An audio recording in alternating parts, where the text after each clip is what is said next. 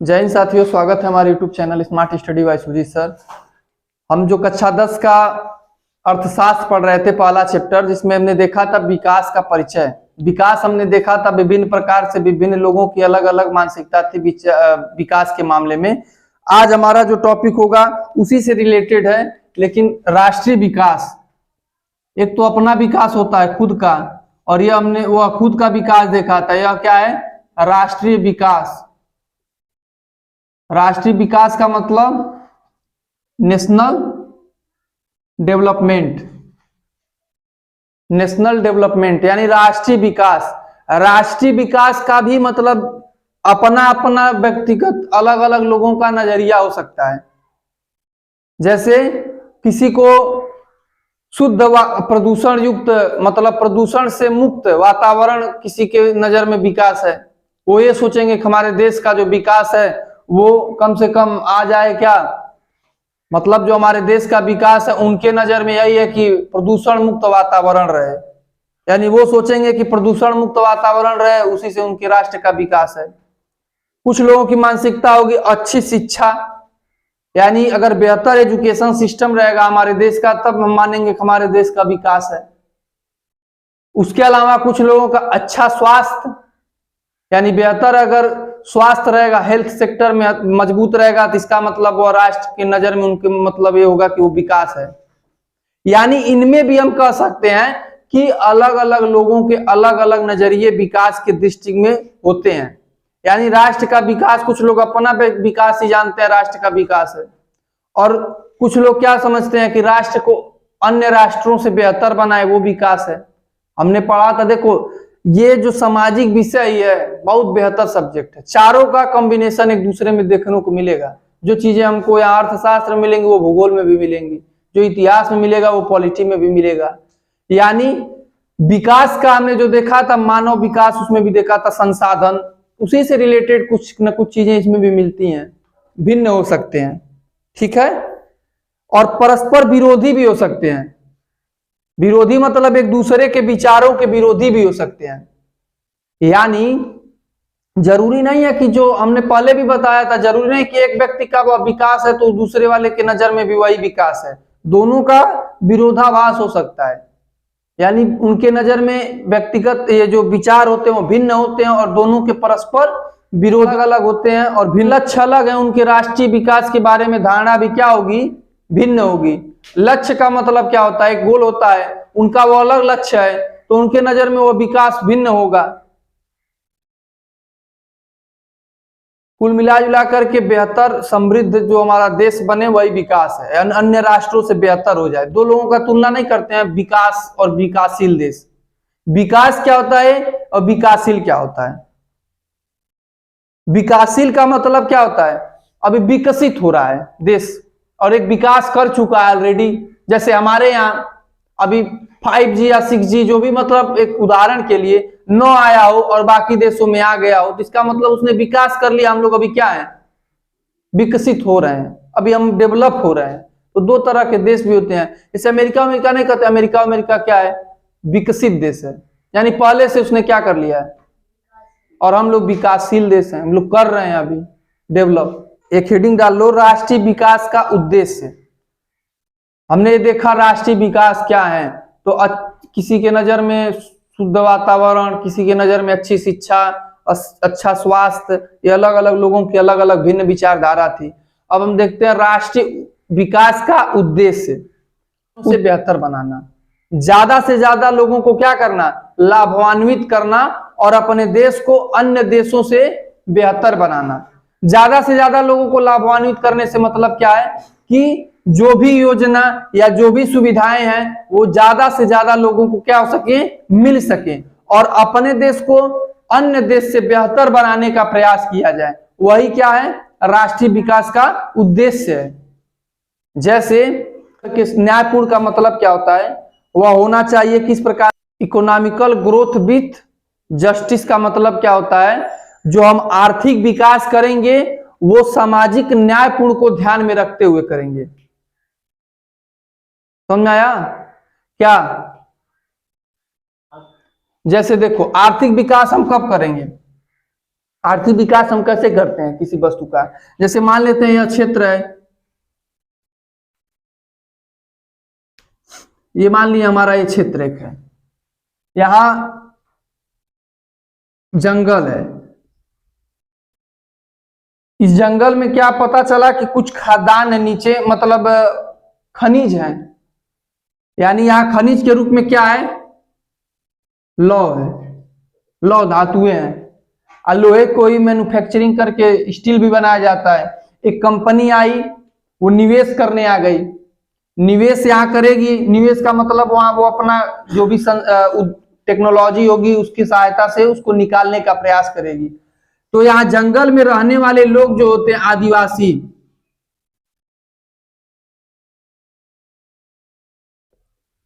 उसका यह विरोध करेंगे आदिवासी, करेंगे, करेंगे ना। यहां लोग आएंगे तो जुड़ेंगे तो दो चीज तो होंगी, एक उद्योग होगा और एक यहाँ पूंजी बनाई जाएगी, दो चीजें तो होंगी इनके नजर में। लेकिन वह आदिवासी को ध्यान में रख करके भी इसके दिया ही गया है सामाजिक और न्यायपूर्ण, आर्थिक, सामाजिक एवं न्यायपूर्ण तरीकों से। मतलब ये नहीं है कि इनको साइड लाइन कर दिया जाएगा, बल्कि इनको सरकार कहीं ना कहीं क्या करेगी? शिफ्ट करेगी। ठीक है, इनको कहीं ना कहीं सरकार क्या करेगी? शिफ्ट करेगी। ऐसा नहीं है कि उनका जंगल साफ कर दिया जाए उसके बाद उनको मरने के लिए छोड़ दिया जाए, नहीं। यानी उद्देश्यों का यह लक्ष्य होता है।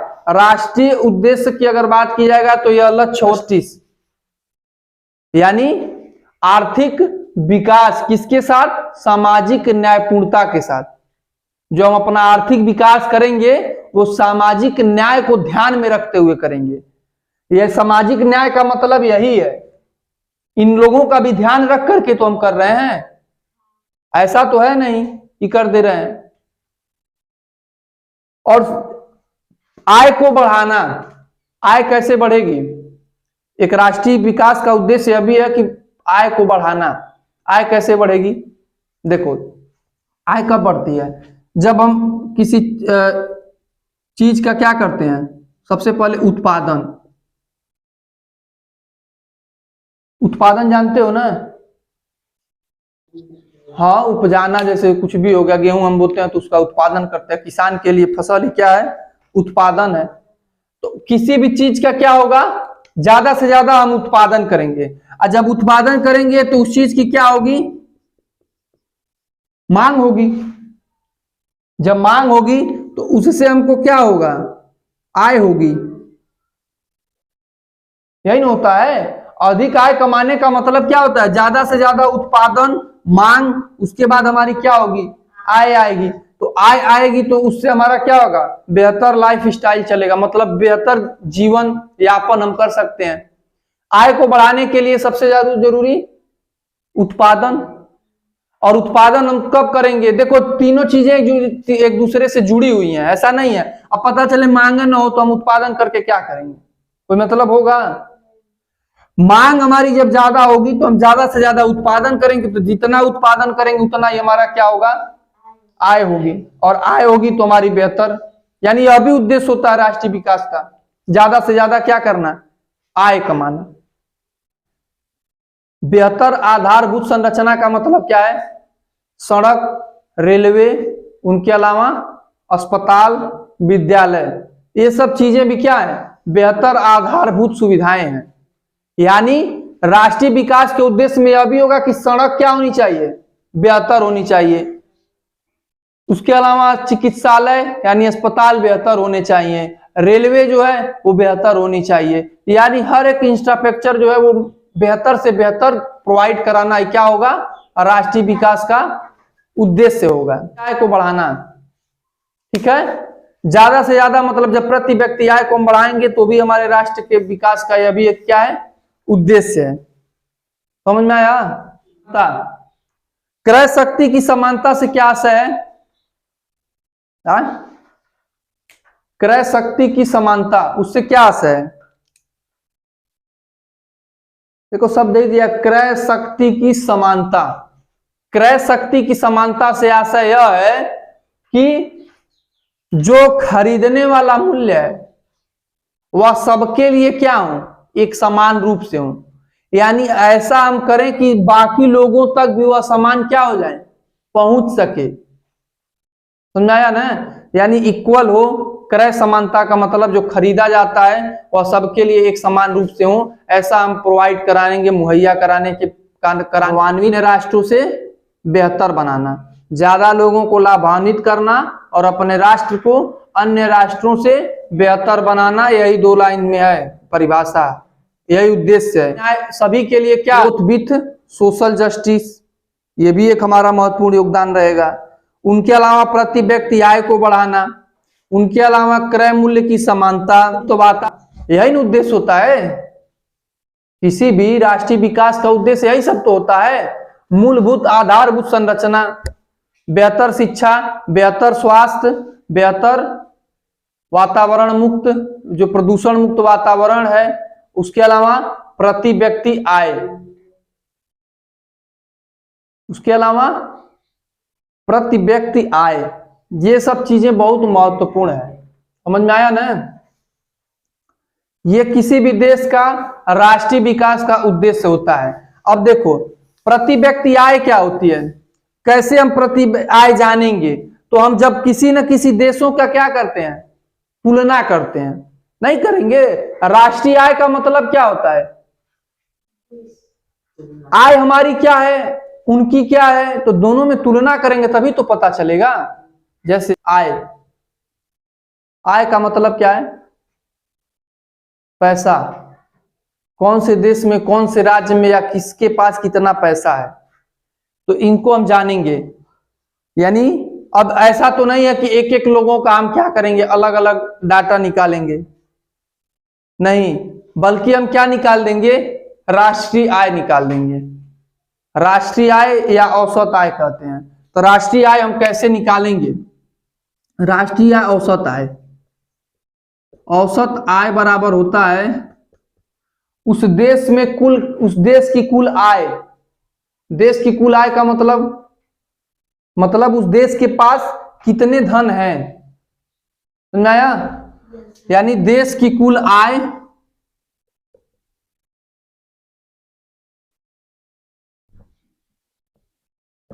बटा देश की कुल जनसंख्या।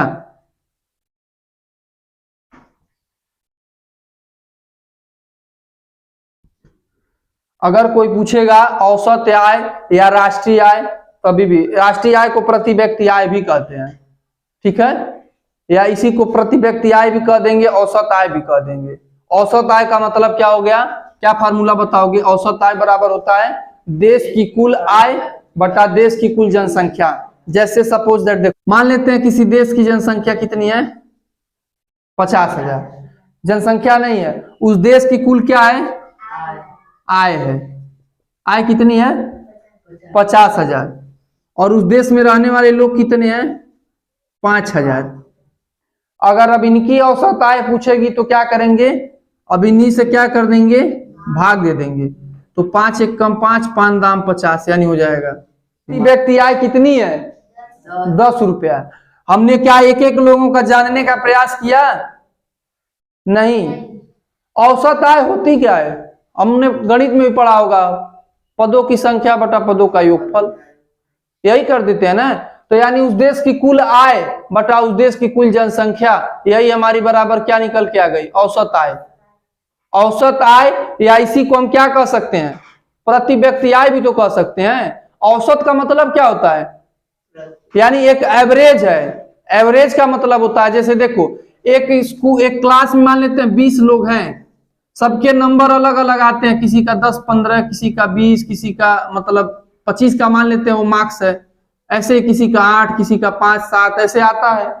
तो हम क्या करते हैं, सबका जोड़ते हैं और उसके बाद कुल से क्या कर देते हैं, भाग कर देते हैं, तो पता चलता है सब लड़कों का एवरेज नंबर आता है। एवरेज नंबर का मतलब अब जिसका 8 आया उनका भी जितना एवरेज होगा उसमें वो भी शामिल हो जाएंगे।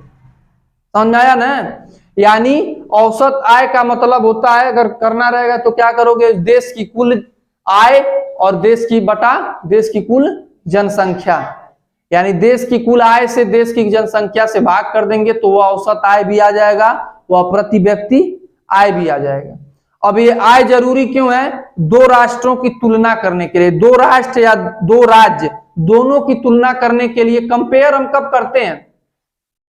जब हमको कुछ पता लगाना रहता है ना, जैसे Rahul is better than Shivam या Ram is better than Shyam, तो तुलना करते हैं ना कि राम और श्याम में बेहतर दोनों लोग हैं, यानी राम श्याम से बेहतर है। तो तुलना किस आधार पे करते हैं? कुछ तो आंकड़ा निकालते ही होंगे। तो यह भी तुलना हम किसके हिसाब से करते हैं? आय के हिसाब से करते हैं। समझ में आया ना? अगर कोई औसत आय पूछेगा तो बता दोगे। क्या बताओगे? देश की कुल जनसंख्या और उसके अलावा देश का कुल आय, देश की कुल जनसंख्या। यानी अब हमको समझ में आ गया क्या? राष्ट्रीय आय निकालना रहेगा तो हम निकाल लेंगे, औसत आय निकाल लेंगे। यदि कोई कहेगा प्रति व्यक्ति आय निकालने के लिए तो कह दोगे औसत आय बराबर प्रति व्यक्ति आय, सिंपल है। और औसत आय कैसे निकलेगा? देश की आय, कुल आय और देश की कुल जनसंख्या, ये निकल जाएगा। और जब आय बेहतर होगी तो व्यक्ति अपनी मानवीय आकांक्षाओं की पूर्ति कर सकता है, यानी और बेहतर और शानदार तरीके से जीवन यापन कर सकता है। आज इसके पास जो करोड़िया मल हो उसका देखोगे ऐशो आराम, आज जो पता चलेगा क्या हो, उनके पास एक भी रुपया न रहे तो क्या करेंगे? इच्छाएं ही अपनी मार देंगे। बेहतर आय होगा तो बेहतर आय जब होगा तभी तो हम मानवीय सुख सुविधाओं को परिपूर्ण कर पाएंगे, नहीं रहेगा तो कहां से कर पाएंगे? तुलना हम कैसे करते हैं? तो हमने बताया दो राज्यों की तुलना या दो देशों की तुलना उनकी आय के हिसाब से करते हैं। आय के हिसाब से, जैसे भारत की अगर बात किया, तुम लोग की किताबों में भी होगा, कक्षा 10 की जो किताब है उनमें एक आंकड़ा भी दिया है। जैसे हरियाणा राज्य का दिया है, उसके अलावा केरल का दिया है, उनके अलावा बिहार का दिया है। आंकड़ा का मतलब क्या है? तुलना करने के लिए। तुलना करने के लिए मतलब कि क्या है? प्रति व्यक्ति आय कितनी हो रही है उनकी तुलना करने के लिए। समझ में? 31,454। अब देखो ये तीन राज्य हैं, अब इनकी हम तुलना कैसे कर सकते हैं? कौन सा राज्य बेहतर है? इनकी इनकम कितनी है? 1,62,034। किसकी? हरियाणा की। इनकी कितनी है? 1,40,190। इनकी कितनी है? 31,454। तो इनमें हम अगर करना रहेगा कि सबसे औसत आय इनमें किसका बेहतर है, तो किसका बेहतर है? हरियाणा का। विश्व बैंक के अनुसार, विश्व बैंक केवल आय को आधार मानता है, लेकिन हम आगे और पढ़ेंगे, जब जैसे आगे इस चैप्टर में चलते जाएंगे तो समझ में आएगा कि और जो HDI होती है, ह्यूमन डेवलपमेंट इंडेक्स जो जारी करती है, वो लोग अलग चीज मानते हैं। वो आय के अलावा और भी चीजें मानते हैं, स्वास्थ्य मानते हैं, उसके अलावा शिशु मृत्यु दर को मानते हैं। वो आधार बना करके वो रैंकिंग देते हैं। लेकिन वर्ल्ड बैंक जो मानता है वो राष्ट्रीय आय को ही मानता है, यानी वो तुलना जो करना रहेगा वो किससे कर देगा? केवल राष्ट्रीय आय के हिसाब से। तो आय ही क्या, केवल आय से हम कर सकते हैं कि उस देश ने विकास किया है। किसी के पास धन हो जाए तो धन से हम मान लेंगे कि उसका जीवन बेहतर है। धन को आय का स्रोत, मतलब स्रोत बना सकते हैं क्या विकास का? नहीं, लेकिन वर्ल्ड बैंक यही स्रोत बनाता है। लेकिन इनमें तुलना यदि करना रहेगा, किसी का भी कंपेयर करना रहेगा, तो हम किससे करेंगे? उस देश की आय को देखेंगे। तो आय यही है, कुछ आंकड़ा और भी दिया होगा, वो देख लेना। तो विश्व बैंक, विश्व बैंक, विश्व बैंक क्या है? वर्ल्ड बैंक है। विश्व बैंक की अगर स्थापना की बात किया जाएगा, स्थापना, तो 1944 यानी 1944 में इसकी क्या होती है? स्थापना होती है। किसकी? विश्व बैंक की। यही ये रिपोर्ट बता रहा है राष्ट्रीय आय का। इसके अनुसार विकास किस देश का है, तो वो केवल राष्ट्रीय आय को ले रहा है विश्व बैंक। और इसकी जो हेडक्वार्टर की बात किया जाएगा तो कहाँ है? वाशिंगटन DC, लिख लेना। हेडक्वार्टर मतलब जानते हो ना, मुख्यालय, मतलब मेन ब्रांच इसका कहाँ है? वाशिंगटन DC में है। विश्व बैंक की स्थापना किस उद्देश्य से किया गया था? जब सेकेंड वर्ल्ड वार चल रहा था, द्वितीय विश्व युद्ध, उसके बाद ही का ये समय है, मतलब उसी के बीच का समय है जब संयुक्त राष्ट्र संघ का स्थापना हुआ। उसी में इसकी एक फ्रेंचाइजी बना दी गई विश्व बैंक का। विश्व बैंक क्या काम करता है जानते हो? हमारे यहाँ बैंक क्या काम करते हैं? लोन देते हैं ना लोगों के विकास करने के लिए। लोगों के पास धन नहीं होते हैं तो लोग लोन लेकर के अपनी आवश्यकताओं को पूरा करते हैं, बाद में वो लोन चुकाते हैं। उसी प्रकार यह विश्व क्या है, अब हम जाएंगे विश्व बैंक में, सोचेंगे लोन लेने, अपने बैंक में तो क्रेडिटर नहीं है तो विश्व बैंक में कहां पहुंच जाएंगे? तो विश्व बैंक एक व्यक्ति को नहीं देता है लोन, समझ में आया? यह बैंक जो हमारे यहाँ सब लगे हैं वो क्या होते हैं? व्यक्ति को देते हैं। हम झोला उठाए पहुंच गए बैंक हम पैसा दे दो, दे देगा? नहीं देगा। पाकिस्तानी भिखारी देश पहुंच जाएगा, मिल जाएगा। देखो पाकिस्तानी पहुंचते रहते हैं झोला वोला लेकर के, बहुत सब खर्च वर्च ले चुके हैं। यानी यहाँ देश ले सकता है, समझ में आया? ये जो विकास के लिए ये लोग बनाए गए हैं वर्ल्ड बैंक, यानी कोई देश अपना पुनर्निर्माण कर रहा है या वह देश अपना विकास कर रहा है, उसके विकास में सहयोग के लिए यह वर्ल्ड बैंक क्या होती है? खड़ी रहती है। यानी राष्ट्रों के पुनर्निर्माण के लिए या उनके विकास के लिए धन कौन देता है? विश्व बैंक देती है। तो विश्व बैंक कोई देश ही जाकर के ले सकता है। अब ये नहीं पर्सनल हम भी पहुंच जाए, तुम भी पहुंच जाए, सब लोग पहुंच जाए। पाकिस्तानी पहुंच सकते हैं, पाकिस्तान का प्रधानमंत्री, सबसे भिखमंगा देश। लिख लो नहीं तो पता चलेगा, थोड़ा सा भुला जाओगे। विश्व बैंक का उद्देश्य क्या है या काम क्या है? तो राष्ट्रों के पुनर्निर्माण और विकास में सहयोग देना। राष्ट्रों के पुनर्निर्माण, अंतर्राष्ट्रीय पुनर्निर्माण बैंक भी कहा जाता है। इसीलिए इसको अंतर्राष्ट्रीय पुनर्निर्माण विकास बैंक भी कहा जाता है। देखो ये अब किसको कर्ज देगी? जैसे मान लेते हैं कोई देश है, अभी देखो कोई देश कभी कभी क्या करते हो, भूखमरी पे आ जाता है, मतलब खाने के भी क्या हो जाए, लाले पड़ जाएं। जैसे मान लेते हैं अपने पड़ोसियों के ले लेते हैं, पाकिस्तान वालों को। पाकिस्तानियों के पास खाने के लिए, मांगने के लिए, भीख के लिए कटोरा भी नहीं है, लेकिन आंख उठाते हैं किसके लिए? भारत के लिए। मांगने के लिए कटोरा भी हाथ में नहीं है, लेकिन क्या है? आंख दिखाते हैं किसको? भारत को। पाकिस्तान क्या करेगा? भिखमंगा देश है, तो मतलब ये भिखिया मांग सकता है, तो भीख मांगने जाएगा कहाँ? विश्व बैंक के पास। कहाँ का अपने तो सबको बम में फेंकना हर जगह पे, तो कहाँ से ये लोग इनकम करेंगे? दिन रात इनकी सोच इसी में रहती है कि कहाँ बम गिरा दें। तो इन लोगों की सोच तो मांगने पहुंचेंगे ही। तो देखो कुल मिला जुला करके देखो ये बैंक क्या काम करती है? विश्व बैंक कोई देश अगर अपना विकास करना चाहता है या पुनर्निर्माण करना चाहता है, जैसे हमने देखा था अफगानिस्तान में तालिबान वालों ने कब्जा कर लिया, तो अब तालिबान के पास तत्काल इतने धन है नहीं कि वो देश का विकास कर सके, तो वो भी इनसे मदद ले सकता है।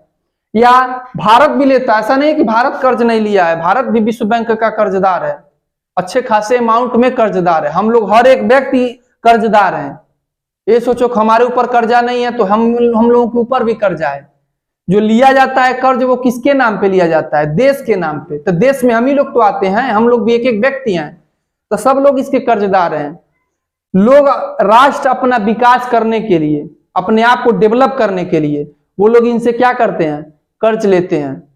कर्ज लेने के बाद फिर उसे चुकाना भी पड़ता है। ब्याज के मैनेजर अलग अलग इसके बनाए जाते हैं, मुख्यालय जब इसका वो अलग अलग गठन किया जाता है विश्व बैंक के। समझ में आया ना?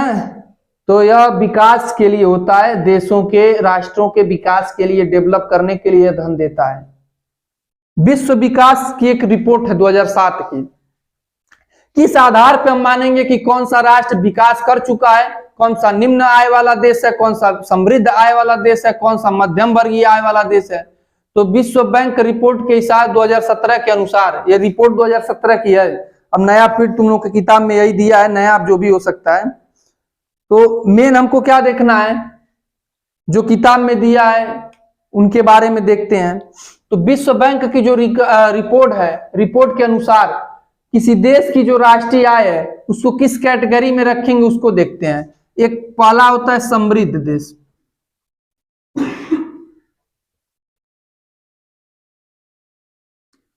दूसरा होता है मध्यम देश, समझ सकते हो, मध्यम वर्गीय यानी आय जिनकी होगी, तीसरा निम्न आय। समृद्ध में कौन होगा? 56, यूएस डॉलर, यूएसएस, यानी यूएसएस का मतलब क्या होता है, यह अमेरिकी डॉलर के हिसाब से अमाउंट है। यानी जिस भी देश की प्रति व्यक्ति आय एक साल की कितनी हो, 12,056 रुपए, कितनी, 12,056 रुपए अगर रहेगा किसी देश की, तो उसको हम किस देश में रखेंगे, समृद्ध देश में रखेंगे। यानी वह देश अच्छा है, समृद्ध है। क्यों है, क्योंकि उनके पास इतना प्रति व्यक्ति आय है, कितना, 12,056 रुपया नहीं, यूएस डॉलर। अब अपने भारत का कर दोगे तो इसी से मल्टीप्लाई कर दो 86 से, 12,056 का 86 से गुणा कर दो तो निकल के भारत का आ जाएगा, क्योंकि डॉलर बड़ा होता है रुपए के मुकाबले। 1820 यूएस डॉलर, ठीक है। यानी अमेरिकी डॉलर में कितना, 1820 रुपए की किसी देश का प्रति व्यक्ति वार्षिक आय है, तो वह देश किस में रखा जाएगा, मिडिल क्लास में। और पाकिस्तानी वाले कहाँ हैं, निम्न वाले हैं। इन लोगों का जो निम्न वालों की जो आय होती, 995 कमाने वाले जिनकी आय है वो किसमें है, निम्न श्रेणी में है। 1820 वाले मध्यम श्रेणी में और 12,056 वाले समृद्ध देशों में। और सबका आंकड़ा किसमें है, यूएस डॉलर में, ठीक है। यह रिपोर्ट कौन जारी किया, विश्व बैंक। कब की रिपोर्ट है, 2017 की। यानी 2017 के रिपोर्ट के अनुसार यह स्थिति है प्रति व्यक्ति आय की। यानी प्रति व्यक्ति आय क्या है, एक वर्ष, ये नहीं है कि महीने का है, प्रति वर्ष का है। जैसे हम लोग आय प्रमाण पत्र बनवाते हैं ना, नहीं लिखवा देते हैं 36,000 40,000 आय बनता है, यानी उतना इनकम एक साल में होता है, वही आंकड़ा ये रखा गया है। यानी कि जिस देश में 12,056 यूएस डॉलर प्रति वर्ष एक व्यक्ति की इनकम रहेगी, वही क्या होगा, समृद्ध होगा। जिस देश में 1820 यूएस डॉलर प्रति व्यक्ति वार्षिक आय रहेगी, वह देश क्या हो गया, मध्यम। जिस देश की 995 रुपए प्रति व्यक्ति वार्षिक आय रहेगी, वह क्या रहेगा, निम्न रहेगा। यह आंकड़ा कौन जारी किया, विश्व बैंक। तो हमने देखा राष्ट्रीय विकास, तो राष्ट्रीय विकास में हमने देखा अलग अलग लोगों की अलग अलग विचारधाराएं हो सकती है। किसी के लिए शुद्ध प्रदूषण मुक्त वातावरण, वो उनका विकास, किसी के लिए अच्छी स्वास्थ्य, किसी के लिए अच्छा चिकित्सालय, सबके विकास के नजरिए अलग हो सकते हैं। विकास की विशेषताएं क्या है, राष्ट्रीय विकास की विशेषताएं, सभी व्यक्तियों को अधिक से अधिक लाभान्वित करना, ठीक है, उनकी आय को बढ़ाना, उनके अलावा उनके लिए शिक्षा, स्वास्थ्य। देखो सबसे मूलभूत आवश्यकताएं विकास की हम कह सकते हैं रोटी, कपड़ा, मकान, शिक्षा, स्वास्थ्य। 5 चीजों को ले लेंगे, रोटी, कपड़ा, मकान, शिक्षा और स्वास्थ्य। ये जहां बेहतर है वो समझ लो देश बेहतर है। ये 5 चीजें जरूरी होती हैं मुख्यतः उस देश के लिए। हमने उद्देश्य देखा। अब लाभ पहुंचाने का मतलब क्या है, अधिक से अधिक लोगों को लाभ पहुंचाना। अब ऐसा नहीं है किसी एक के लाभ के चक्कर में 10 लोगों को नुकसान पहुंचा दें, ऐसा नहीं, ये विकास नहीं है। विकास इसको हम नहीं कहेंगे, बल्कि ज्यादा से ज्यादा लोगों को जब लाभ पहुंचे तब वो विकास है। नहीं तो ऐसा पता चलेगा कि ये एक बहुत बड़ा प्लाट है जिसमें कम से कम 1000 परिवार इस पे टिका हुआ, इसी के भरोसे खेती करके जी रहा हो, और पता चला एक आ गए तुम जैसे एकदम कोई रईस आदमी आ जाए, कह दे कि हमको बीचे बीचे में से रास्ता बनवा दीजिए, तो बीचों बीच से रास्ता बनवाने चले गए। तो इससे केवल किसको फायदा हो रहा है, एक व्यक्ति को। इस रास्ते से केवल एक व्यक्ति को फायदा हो रहा है, और नुकसान कितने को हो रहा है, 1000 लोगों को। तो इसको अब हम क्या कहेंगे, विकास है? नहीं है। ऐसी सरकारें इस पे ध्यान नहीं देंगी। सरकार ध्यान किस पे देती है, जो सामाजिक न्यायपूर्ण हो और अधिक से अधिक लोगों को लाभान्वित किया जा सके। यानी कि ये 1000 लोगों को लाभ है तो उसके चक्कर में एक की खुशी में 100 लोगों को गम नहीं दे सकते हैं, ठीक है, बल्कि ये 100 के लोगों में 1 को गम दे दिए तो कोई बात नहीं है। नहीं, लोग कहते हैं अरे ये काम करा देना चाहिए, जैसे 10 लोगों को फायदा हो जरूर कराना चाहिए, लेकिन एक लोगों के फायदे के लिए क्या मतलब, जिससे किसी को नुकसान पहुंच सके उससे क्या मतलब है। तो ये विश्व बैंक की रिपोर्ट है। विश्व बैंक आय को केवल स्रोत मानता है, वो विकास की श्रेणी में आय को ही रखता है, यानी आय अगर बेहतर है तो मान देगा वो देश क्या है, विकसित है। लेकिन आगे चल करके इसमें कुछ परिवर्तन होते हैं, आगे वाले टॉपिक में हम देखेंगे। आज के लिए धन्यवाद।